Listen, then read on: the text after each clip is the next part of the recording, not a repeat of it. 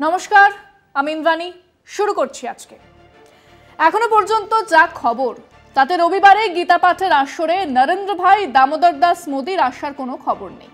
দেশে তো এক জায়গায় গীতা পাঠ হচ্ছে না, বহু জায়গাতেই হচ্ছে, তো তিনি হয়তো তেমন কোথাও যাবেন।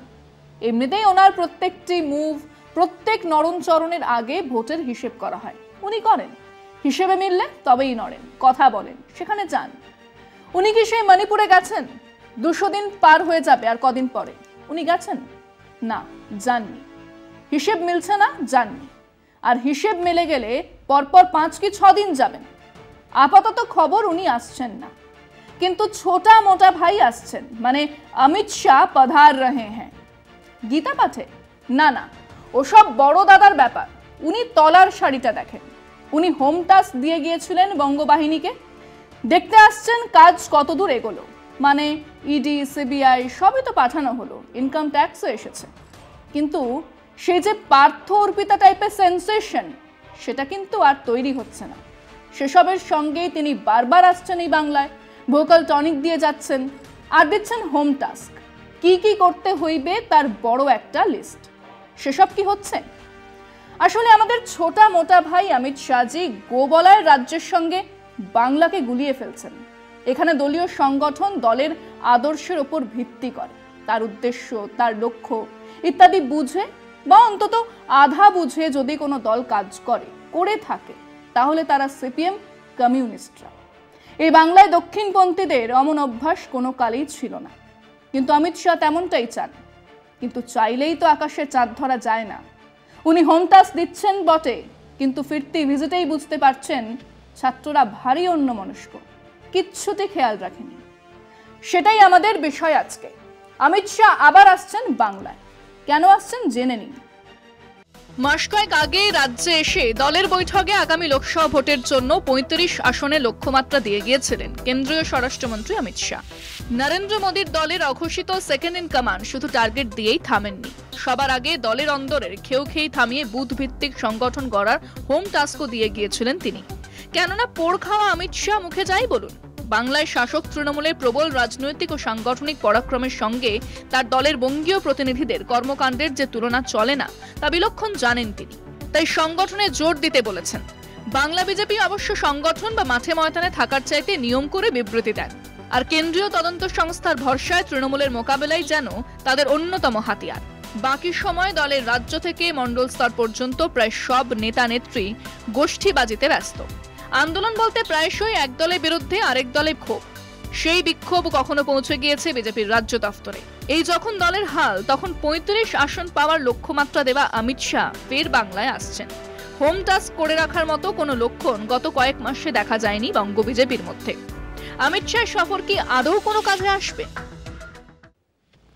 কাঁথির পিকে প্যালেস, শিলিগুড়ির সৌভাগ্য প্যালেস, মেদিনীপুরের royal Bengal palace, Gajol banquet hall, রানাঘাটে সোনাতরী লজে, নদিয়ার হানিমুন গেস্ট হাউস ভাড়া করা হয়েছিল কদিন আগে। ভাড়া, খাওয়া দাওয়া, দূর থেকে যারা এসেছেন তাদের থাকার ব্যবস্থা ইত্যাদি করতে কোটি টাকার বেশি খরচ হয়েছে। কেন? মেদিনীপুর, জলপাইগুড়ি, দার্জিলিং, আরামবাগ, ঘাটাল, ঝাড়গ্রাম, দিনাজপুর, মালদা, নদিয়া, বনগাঁ, রানাঘাট, মুর্শিদাবাদ ইত্যাদি অঞ্চল থেকে কর্মীদের নিয়ে এসে প্রশিক্ষণ দেবার ব্যবস্থা করেছিল বিজেপি। নির্দেশ ছিল স্বয়ং অমিত শাহের। সেখানে পড়ানো হয়েছে দলের ইতিহাস, আদর্শ, মোদিজির 9 বছরের বিভিন্ন প্রকল্প আর জনসংযোগের উপায়। এসব নিয়ে বাছাই করা বক্তারা ছিলেন। সব ব্যবস্থা ছিল। প্রথম পর্যায়ে দলের বিভিন্ন স্তরের 3 স্তরের পঞ্চায়েতে নির্বাচিত জনপ্রতিনিধি এবং নেতারা আসবেন, এমন কথা ছিল। এসব হয়ে যাওয়ার পরে সেই প্রশিক্ষণ শিবিরে এক 65 পাতার রিপোর্ট পাঠানো হয়েছে দলের উচ্চ পদের কেন্দ্রীয় নেতৃত্বের কাছে। সেখানে বলা আছে 1067 জনকে ডাকা হয়েছিল, যার মধ্যে 27%, মানে 288 জন এসেই পৌঁছন। দক্ষিণবঙ্গে তবুও এসেছেন, কিন্তু যেখানে জেতার সম্ভাবনা বেশি বলে তারা মনে করছেন, সেই উত্তরবঙ্গ আর পশ্চিমাঞ্চলের অনুপস্থিতি সবচেয়ে বেশি। বাঁকুড়া, বীরভূম, পুরুলিয়া, আসানসোল, বর্ধমান, কাটোয়া, বোলপুর, বিষ্ণুপুরের পঞ্চায়েত সমিতির নির্বাচিত 158 জনের মধ্যে 75 জন এই মুখই হননি। তারা কি তাহলে তলায় তলায় তৃণমূলের সঙ্গেই আছেন? প্রশ্ন উঠেছে। পঞ্চায়েত সমিতিরই যদি এই হাল হয় তাহলে বাকিদের কি হবে? এবং আরো মজার কথা হলো, এইসব প্রশিক্ষণ সভাতে দিলীপ ঘোষকে কোথাও ডাকা হয়নি। গেছেন হয় সুকান্ত মজুমদার, নয় শুভেন্দু অধিকারী। এই রিপোর্ট অমিত শাহের কাছে, জেপি নাড্ডার কাছে পাঠানো হয়েছে এবং এই রিপোর্ট পাঠানো নিয়ে তুমুল আকচাকচি শুরু হবার পরেই এক বিক্ষুব্ধ শিবির থেকে এই রিপোর্টের পুরোটাই সংবাদ মাধ্যমের কাছে পাঠানোর হুমকি দেওয়া হয়েছে। এই হচ্ছে আপাতত বঙ্গ বিজেপি। কেন প্রধানমন্ত্রী আসছেন না, কেন অমিত শাহ আসছেন, সে রহস্যের জবাব হয়তো এই রিপোর্টের মধ্যে লুকিয়ে আছে। এই রিপোর্টে বাম দল থেকে যাওয়া 2-3 জন নেতাকে নিয়ে কিছু সন্দেহ প্রকাশ করা হয়েছে। তারা নাকি দলের মধ্যে বসেই অন্য ষড়যন্ত্র করছেন।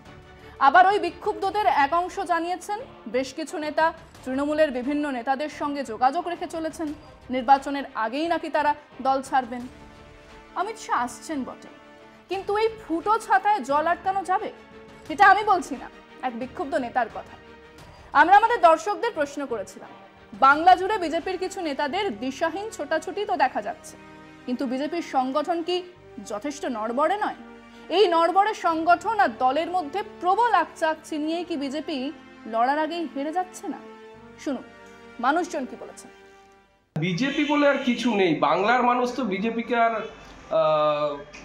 চায় না। বাংলার মানুষ বিজেপিকে 2021 সালেই ছুঁড়ে ফেলে দিয়েছে। না, এটা মনে করছি না, কারণ লোকসভা ভোটটা সবাই নরেন্দ্র মোদীকে রেখেই দিবে। মানুষের কাছে তো আমরা দেখতে পাচ্ছি না, মানুষ তো খুঁজেই পাচ্ছে না যে নেতা কোথায়, আদৌ মানুষ তো চেনেই না।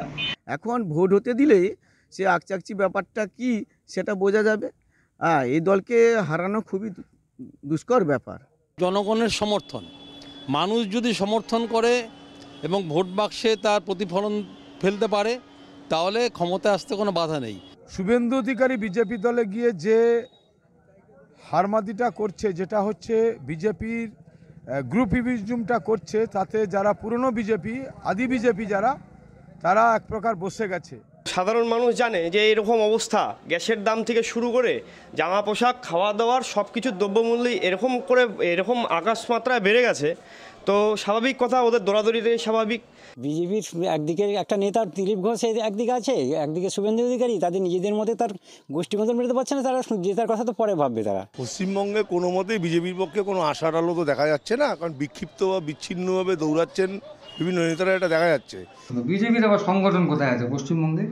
ভোট আসা মানেই মানে বিজেপির যে সদর দপ্তর দিল্লিতে, সেখানে পশ্চিমবঙ্গে আসার জন্য রেলের টিকিট, ট্রেনের টিকিট কাটার হিড়িক পড়ে যায়। সব বহিরাগতরা পশ্চিমবঙ্গে এসে কিছু ওই জমজমার নাটক এরা করবে। পশ্চিমবঙ্গে বিজেপির নেতা বলে কিছু নেই। অবশ্যই আছে, তাদের নিজেদের মধ্যে আদি নব্বের তো মানে হাজার গুণ ফারাক চলছে, আকাশ পাতাল ফারাক চলছে। ওদের মধ্যে কি করে জিতবে আশা করছে ওরা? ওই শুভেন্দু অধিকারী সেই মেনলি এই সমস্ত যত ঘোটালা করছে, বারবার একে চোর তাকে চোর অমুক তমুক বলছে। তো পশ্চিমবাংলায় বিজেপির কোনো সংগঠন নেই। লড়াইয়ের আগে হেরে যাচ্ছে বললে ভুল, ওরা হেরে বসে আছে। কারণ বিজেপি যারা করতো, যারা বিজেপি মাইন্ডেড ছিল, তারা বিজেপির নোংরামোর জন্য তারা বিজেপির সাথে নেই। আজকে যে হারে দ্রব্যমূল্য বৃদ্ধি, বেকারত্ব, গ্যাসের দাম, পেট্রোল ডিজেলের দাম সব আকাশ ছোঁয়া, তা সেখানে বিজেপি ভালো ফল করবে এরকম কোনো আশা আমি দেখছি না। না, এই রাজ্যে তো পারবে না, এই রাজ্যে শুধু দিদি ছাড়া কেউ না। ওরা লোকসভায় কটা আসন পেয়ে ওরা ভেবেছিল যে আমরা অনেক কিছু নিয়ে নিয়েছি, আমরা বিধানসভা নিয়ে নেব। রামনবমীতে 2-4 জায়গায় দাঙ্গা বাঁধানোর চেষ্টা, কিছু ভড়কাও ভাষণ, তীব্র ঘৃণা ছড়ানো ভাষণ, ইডি, সিবিআই, ইনকাম ট্যাক্স লেলিয়ে দিয়ে একটা আবহ তৈরি করা যায়। এবারে বিজেপি জিতছে, আবকি বার 400 পার গোছের এক উল্লাস তৈরি করাই যায়। কিন্তু ঠিক যে কারণে রাজস্থান, ছত্তিশগড়, মধ্যপ্রদেশে কংগ্রেস হেরেছে, সেই কারণের জন্যই বিজেপি বাংলাতে দাঁত ফোটাতে পারছে না। তার সংগঠন তৈরি করা দূরস্থান, সংগঠন তৈরি করতে হবে, এই চাহিদাটাই বঙ্গ বিজেপির মাথায় নেই। কাজেই প্রধানমন্ত্রী আসুন আর না আসুন, অমিত শাহ, নাড্ডাজি যতবার খুশি আসুন, তাতে বাংলার রাজনৈতিক চালচিত্রে এখনো কোনো ফেরবদলের আগাম খবর নেই। আজকে পর্যন্তই। দেখতে থাকুন কলকাতা টিভি, রাত দিন 7 দিন।